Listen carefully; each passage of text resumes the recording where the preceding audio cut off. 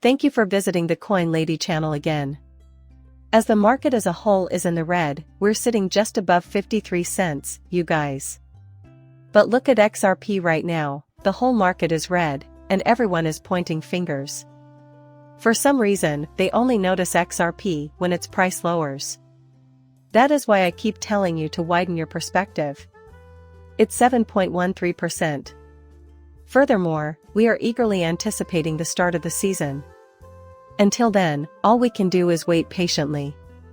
In response to the court decision from last year, Ripple has switched their on-demand liquidity clients from XRP to USDT. False information dissemination has recently increased. I see.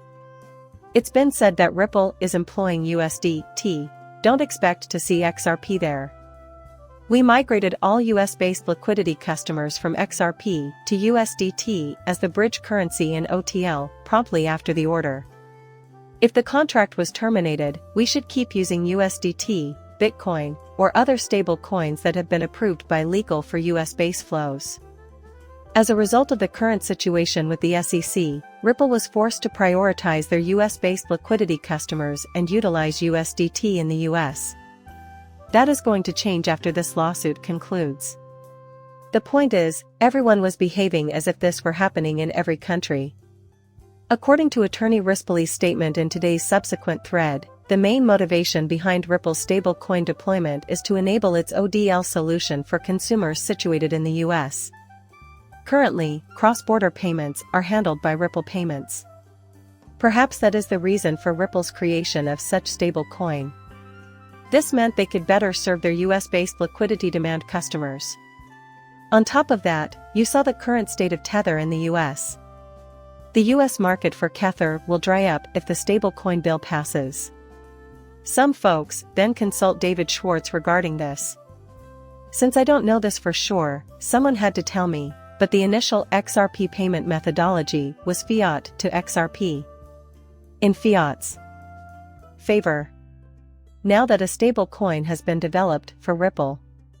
So, there's no bridge required to convert USDT into recipient money on the XRP ledger, the tokens are fiat to fiat. According to David Schwartz, the goal is to have customers use payment software that supports XRP settlements, so there's no reason for them not to. No matter what works best, it would be very foolish to try to convince people to utilize a subpar solution in an area where XRP is the most effective. We would prefer it if there were no obstacles to its use. Additionally, maximizing your experience in situations where XRP is not optimal. No one should be able to use it for their own selfish gain, especially if it means sacrificing quality of experience or worse economics. Then what will happen? David Schwartz is essentially arguing that XRP should be the default option if it turns out to be the best answer. Like everything else, this will evolve with time.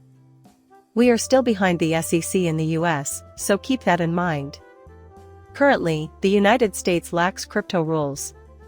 As of right now, the United States does not even have stablecoin regulations. Presently, then. In terms of technological advancement, the United States appears to be falling behind. As time goes on, though, I have no doubt that we will hear more details about this.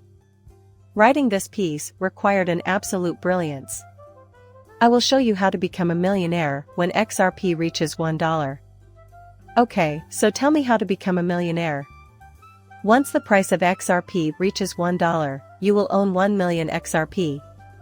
The articles have deteriorated to this point. And now it seems like everyone in this field is an authority on these topics. Before, all we had were papers written by retail investors who were just speculating. Looking at the facts reveals that it seems illogical to me. Also, our destination is clear. Using cryptocurrency. We are now in the last stages of preparation for takeoff. Looking at the tokenization adoption curve chart, you can see that. We are almost in phase 3. The early majority period of technical adoption happens between phases 2 and 4, when crypto takes off. We are now in the second half of the year, not the second quarter. Smoke is the source of this. Here, then, is the tokenization acceptance curve.